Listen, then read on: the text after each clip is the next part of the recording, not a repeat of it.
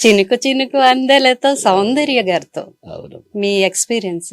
ఒక షూటింగ్ మనవరాలు పెళ్లి అనే షూటింగ్ లో నేను నేను కోట శ్రీనివాసరావు గారు కొడుకుని అప్పుడు మా జంట బాగా ముదిరిపోయింది అప్పటికే. ఆ షూటింగ్ లో చూస్తే ఈ అమ్మాయి కొత్తగా ఫస్ట్ పిక్చర్ చూడగానే నేను ఆశ్చర్యంగా చూసా.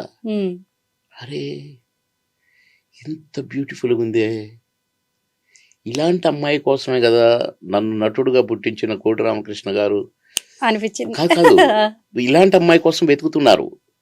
75 కాలేజీలలో కాలేజీ స్టార్ట్ కాగానే పోయి చూసి ఎవరైనా క్యూట్ కనపడతారేమోనని చూసి వెతుకుతున్నారు వాళ్ళు. శ్యాంప్రసాద్ రెడ్డి గారును కోటి రామకృష్ణ గారు. నాకు అంకుశం, నాకు జన్మనిచ్చింది శ్యాంప్రసాద్ రెడ్డి గారు, కోటి రామకృష్ణ గారే కదా. ఆహుతి అంకుశం తోటి నాకు బ్రేక్ నటుడుగా పుట్టించారు నన్ను. అమ్మాయిని చూడగానే నాకు ఆ ఫీలింగ్ వచ్చిందండి. అరే ఈ అమ్మాయి ఫోటో ఎట్లనైనా అందజేయాలి అనుకొని చిన్నగా స్టిల్ ఫోటోగ్రాఫర్కి చెప్పి ఆ మేకప్ వేసేటప్పుడు అవి 2-3 స్టిల్స్ తీసుకొని ఆ ఈవినింగ్ తిరుపతి నుంచి ఒక ట్రైన్ ఉంటుంది మెడ్రాస్కి. ట్రైన్ ఎక్కి పోయి ఆ ఫోటోలు ఇద్దామని వెళ్తే శ్యాంబాబు గారు లేరు, ఇక కోట రామకృష్ణ గారు లేరు. సరే మొత్తానికి అందజేసి సార్కి ఇవ్వండి అని వచ్చినమ్మా. పొద్దున 11 ఇద్దరు వస్తున్నారు. అరే వీళ్ళు వస్తున్నారు ఏంటి అనుకున్నా. తీరా సార్ ఎప్పుడు వచ్చారండి అంటే మేము చాలా సేపు అయింది వచ్చి 2-3 గంటలు అయింది. అంటే మరి చూద్దామా సార్ అమ్మాయిని అంటే చూసాం మాట్లాడారు సార్, మాట్లాడాము. ఏమనిపించింది సార్, బ్రహ్మాండంగా ఉంది, సూపర్గా ఉంది. అమ్మాయిని బుక్ చేసాం మన సినిమాలో అమ్మోరులో అమ్మాయిని నేను నా ఫోటోలు అంటే నా సెలక్షన్ పర్ఫెక్ట్ గా వాళ్ళ ఎలాంటి అమ్మాయిని అనుకున్నారో అలాంటి అమ్మాయి ఫోటో వాళ్ళకి ఇచ్చిన నేను. ఇంకా అసలు వెతికే పని. ఇక చాలా హ్యాపీ. మన సినిమా స్టార్ట్ అయింది నెక్స్ట్ మంత్ నుంచి. నీ డేట్ జాగ్రత్త, ఓకే అమ్మాయిని ఓకే చేసేసినామని కుట్టిపోయారు. సరే ఈ సినిమా మా క్యారెక్టర్లు అన్నీ అయిపోయినాయి, కానీ రిలీజ్ అవటం లేట్ అయింది. అది ఎవరి తప్పు కాదు. ఆ అమ్మాయి ఫస్ట్ పిక్చర్ అమ్మోరే ఫస్ట్ పిక్చర్ గా రిలీజ్ అయింది. ఈ సినిమా కంప్లీట్ అవ్వటం రిలీజ్ అవటం కూడా అయింది. ఆ సినిమా ఇంకా రిలీజ్ కాలే. ఆ సినిమా 3వ సినిమాగా రిలీజ్ అయింది. ఆ సినిమా తర్వాత రాజేంద్రుడు గజేంద్రుడు, దాని తర్వాత ఆ సినిమా కానీ ఆడలేదు. మళ్ళీ 3వ సినిమా ఆడిన సినిమా అమ్మాయిది అంకుశం.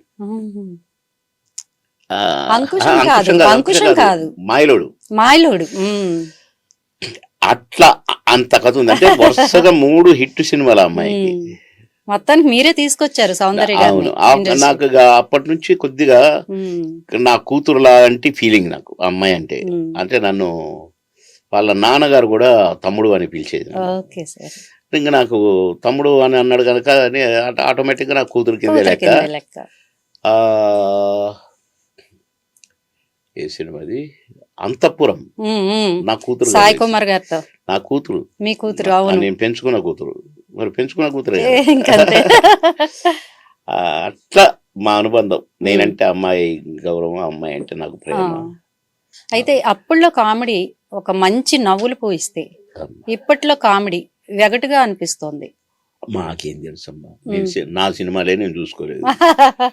నేను సినిమా థియేటర్కి వెళ్ళి సినిమాలు అసలు నేను చూడలేదు. అంటే మొదటి సినిమానే హిట్, 2వ సినిమా హిట్, టాప్కి వెళ్ళిపోతున్నాయి. ఆహుతి ఫస్ట్ హిట్ పిక్చర్, 2వ సినిమాది. 3వ సినిమా అంకుశం హిట్. 3వ సినిమా రిలీజ్ అయిన 5-6 రోజుల్లో 10 సినిమాలు బుక్ అయిపోతున్నాయి. ఇంకా అసలు చూసుకునే టైం కూడా లేదు అసలు ఈ రోజు వరకు. ఇప్పుడు ఏమైనా ఉన్నాయి? మాయలోడిని మాత్రం నేను 1వ రోజు నుంచి ట్రై చేసిన చూడాలని. ఇది చూసేది ఇక సరే చూడటం ఎట్లాగో కుదరదు కానీ కనీసం వాల్ పోస్టర్లను చూసుకున్నాము. కట్అవుట్లు పెట్టి అప్పుడు ఫోన్స్ లేవు, ఇంకా సెల్ ఫోన్లు రాలా. ఆ ఫోటోలు చూసుకోవటానికి అని పోయి అట్లా చూసి ఓకే అనుకొని వచ్చేది. మళ్ళా 100వ రోజుకు తర్వాత పోయిన ఒకసారి మళ్ళా చూసుకున్న ఫోటోలు మార్చారు. 150వ రోజు 200వ రోజు 200 రోజు ఆడుతుందా మళ్ళీ పోయినా అదే థియేటర్ 200వ రోజు చూసుకున్నా మళ్ళీ 365 రోజుల ఆ రోజు ఏం పాలపస్తులో చూసుకున్నా గొడుగులు వేసుకొని మీద సౌందర్యాన్ని హీరో కాదు మా ఇద్దరి ఫోటోలే ఉండే ఎప్పుడు కటౌట్లలో అలీ గారు సేమ్ సాంగ్ చేశారు మీరు కూడా సేమ్ సాంగ్ ఎందుకు చేశాడు కానీ మాయలోడు నాకు పెట్టిన సాంగే మళ్ళీ ఆయనకి సరే అది వారం కూడా ఆడలేదు అనుకో సినిమా నాదేం 365వ రోజు అని చూసి అమ్మా సంవత్సరం వాడిందా అది ఇదే థియేటర్లో నేను 3వసారి వచ్చి చూసుకుంటున్నాను నా ఫోటోలు నేనే అని అటు చూస్తే హౌస్ఫుల్ అని పెట్టింది హౌస్ఫుల్ అంటే ఏంటి దొంగతనం గాడిస్తున్నాడు అని పోయినా చిన్నగా పోయి ఎవరైనా మేనేజర్ అంటే నేనే అన్నాడు హౌస్ఫుల్ అని పెట్టామంటే అవును సార్ హౌస్ఫుల్ సార్ రండి సార్ చూద్దరు కానీ అని పైకి తీసుకెళ్ళి క్యాబిన్లో చూస్తే ఓ కిటకిటకిటలాడుతుంది థియేటర్ తలుపులు తీశారు బయటంతా జనం లోపల పాట స్టార్ట్ అయింది ఓ అరుస్తున్నారు పువ్వులు వేస్తున్నారు కాగితాలు వేస్తున్నారు డబ్బులు వేస్తున్నారు పాట అయిపోయింది ఆ బయట ఉన్న వాళ్ళు అందరు వెళ్ళిపోయారు మళ్ళీ సగం మందే ఉన్నారు నేను ఏంటండి ఇది మేనేజర్ గారు అంటే sir matinee first show second show ఇట్లనే వస్తారు పాట చూస్తారు పోతారు ఆ పాట కోసం కేవలం ఆ పాట అవగానే వెళ్ళిపోతారు ఇంకా 100 రోజులు ఆడుద్ది కానీ ఇక మేము కొన్ని కమిట్మెంట్లు తీసేస్తున్నాం అది ఆ పాట అంటే 34 సంవత్సరాలు అయిపోయింది 34 సంవత్సరాలు అయిపోయింది 34 సంవత్సరాలు అయినా మాట్లాడుకుంటున్నాం మనం మాట్లాడుకోవటం కాదు ఇంకా చూస్తున్నారు ఇంకా చూస్తున్నాము అంటే ఇంకా సీరియస్ రోల్స్ గురించి మాట్లాడితే విలన్ గా కూడా మీ విలక్షణమైన నటన సేమ్ అదే గణేష్ మూవీలో మన కోట శ్రీనివాసరావు గారిని చూస్తే భయం వేసేస్తుంది అమ్మో ఇట్లాంటి మనిషి ఉంటాడా బయట అప్పటి నుంచి కసాయుడు అన్నారా మీ ఇద్దరు ఏంటి సార్ ఆలీ గారి షోక్ కూడా వచ్చినప్పుడు ఇద్దరు టామ్ అండ్ జెర్రీ లాగా మాట్లాడుకుంటూ అంతే ఆయన ఏదో ఒకటి అంటాడు నేను ఏదో ఒకటి అంటా కౌంటర్ వేస్తాడు కానీ ఏనాడు అదే అట్లా అదేంట్రా అని ఏనాడు అనలేదు ఆయన నేను ఒక్కొక్కసారి నేను చెప్పిందే వినేవాడు అంతేగా నువ్వేంటి నాకు చెప్పేదని కానీ నేను నీకంటే 10 సంవత్సరాలు నటుడుగా పెద్దోడిని వయసులో పెద్దోడిని నువ్వేంట్రా నాకు చెప్పేదని కానీ ఏనాడు నేనే అప్పుడప్పుడు ఇంకా వద్దు చెప్పేదిను అట్లా కసిరేవాడిని సరళరా అనేవాడు అంత అన్యోన్యం సొంత ఒక్క తల్లి పిల్లలకు కూడా అంత అన్యోన్యత ఉండదు ఆయనకు కూడా తమ్ముడు ఉన్నాడు కానీ మా అంత కాదు అన్న చనిపోయినాక కూడా నువ్వు సొంత తమ్ముడు క్యారెక్టర్ చేసేసినావు కదా అన్నాడు వాళ్ళ తమ్ముడు అంటే నేను అక్కడ ఉండటం అందరు రిసీవ్ చేసుకోవటం అవన్నీ ఆయన లేడు కనుక ఆయన డ్యూటీ నేను చేసిన తమ్ముడిగా వచ్చిన వాళ్ళకి రిసీవ్ చేసుకోవటం ఇప్పుడు కొత్త సినిమాలు ఏమైనా ఉన్నాయా 10 సినిమాలు దాకా 10 సినిమాలు అన్ని కామెడీ రోల్స్ మొన్న ఈ మధ్యనే ఉప్పు కప్పురం రిలీజ్ అయింది చాలా మంచి పేరు నాకు బాగా కీర్తి సురేష్ బాగా చేసామన్నారు ఆ అబ్బాయి హీరో అందులో కూడా అబ్బాయి కూడా బాగా చేశాడు కానీ ఊరు పెద్దగా నేను మళ్ళీ నాకు పాత రోజుల్లాగానే కామెడీ క్యారెక్టర్ అబ్బా భలే చేసావు అన్నదో ఈ క్యారెక్టర్ కూడా మళ్ళీ భలే చేసావు ట్విస్ట్ భలే ఉంటది మీ టైం అయిపోయింది